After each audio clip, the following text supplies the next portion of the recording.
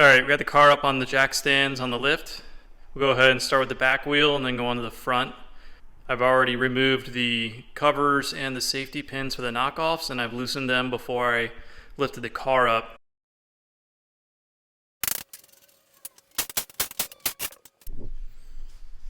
As you can see, the rotor here is worn down really bad.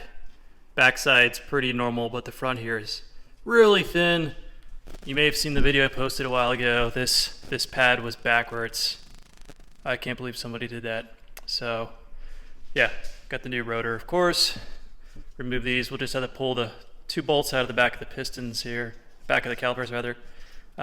Remove that, knock this off, replace it.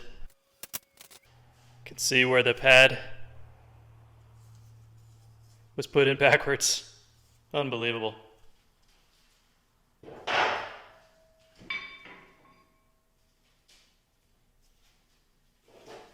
See the difference between the two. Crazy.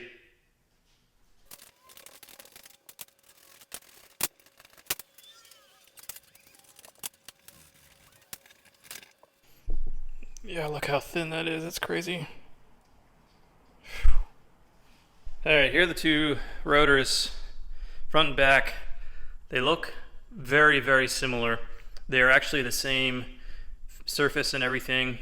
Basically the exact same minus some holes, some additional holes here. This is going to be for the rear.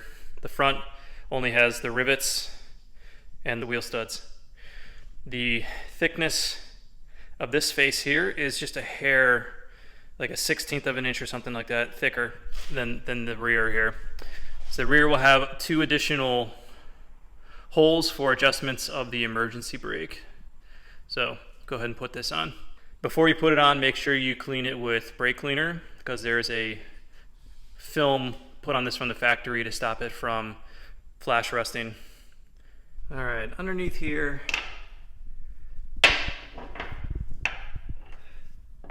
we have this gear,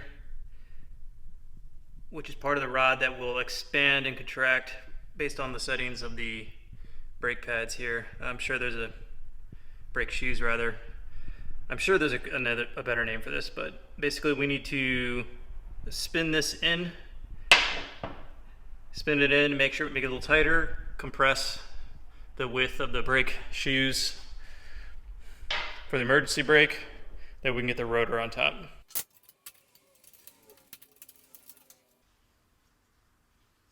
This is seized.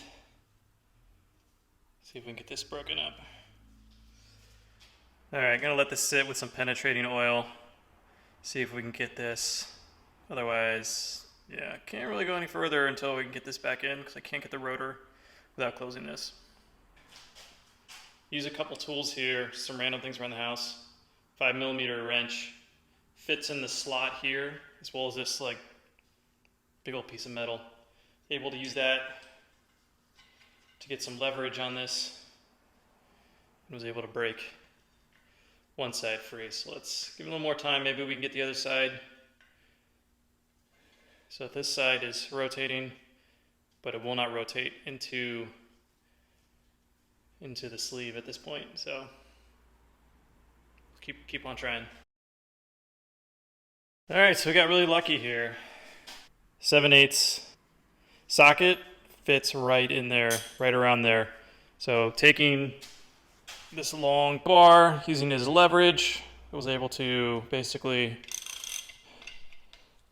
break this, and now it's rotating. This is all good to go, nice and smooth, nice and easy moving, rotating. Let's go ahead and put that back. For now, I'll put the adjustment screw back in place and make those finer adjustments to the e-brake after the entire job is complete. And to make life easier for our future self, we'll go ahead and put grease on all the mating surfaces.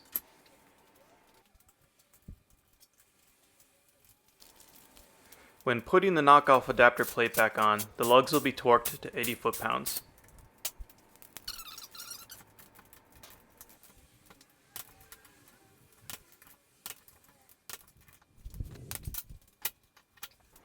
Not caught on camera, but the front and rear calipers will be torqued to 70 foot-pounds. Alright, we got the rotor cleaned off. Let's go ahead and get the brake pads in. They come with some brake grease here. You can put on the back of the contact points here, just to make things a little quieter. I don't know if it actually does anything, but can't hurt. I was able to compress the outside pistons enough to get the brake pad in. However, to get the inside pad in place, I had to bleed out fluid with a vacuum pump. I will go into further detail on this in another video. With both pads in place, slide in the lock rod and secure with a safety pin. That does it for the rear brakes.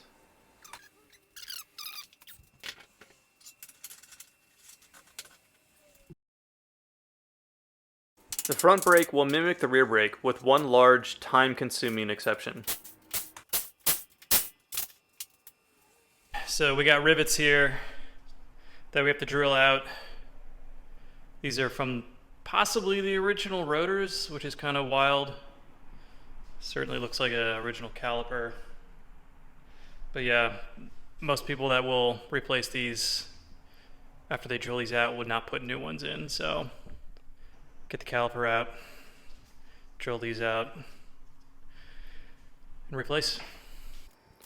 I made the mistake of taking the brake pads out first, before drilling out the rivets. This allowed the rotor to spin while I was drilling. I recommend putting a stop in so the rotor stays in place. To drill out the rivets, I used a few step bits to drill about 1/4 inch into the center, which allowed me to pry out the rivet end. Once that was complete, I used a punch to knock out the rest of the rivet, allowing the rotor to be removed. This was probably the most time-consuming part of the entire install.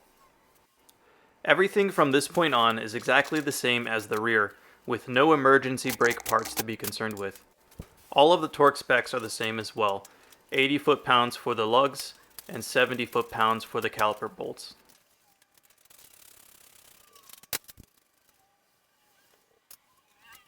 And that does it. I've already completed the other side of the car prior to shooting this video, and all in all, this took about a full day's worth of work. Going fast is fun, but not being able to stop is not. So please never overlook the importance of your brakes. If you hear something or notice something, take the time to investigate, or have a professional look it over. In another video, I will flush the brake lines and make sure we are getting the most out of the brakes. I hope this video was helpful to you, and if you enjoyed it, please consider subscribing to my channel. It's much appreciated. Thanks, and see you next time.